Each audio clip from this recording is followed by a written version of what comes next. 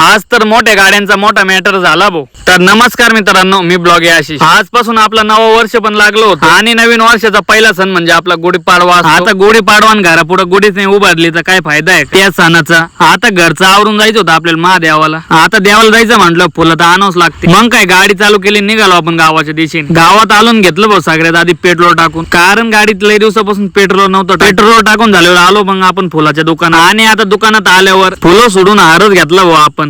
हार घेऊन झाल्यावर आलो भाऊ आपण मंदिरात आल्यानंतर हारबीर घालून घेतलं भाऊ आपण मस्तपैकी पाया पडून. घरी आल्यानंतर नवीन वर्षाची नवीन लक्ष्मी आली भाऊ आपल्या दुकानावर. आता आपल्याला श्रीरामपूरची ऑर्डर होती.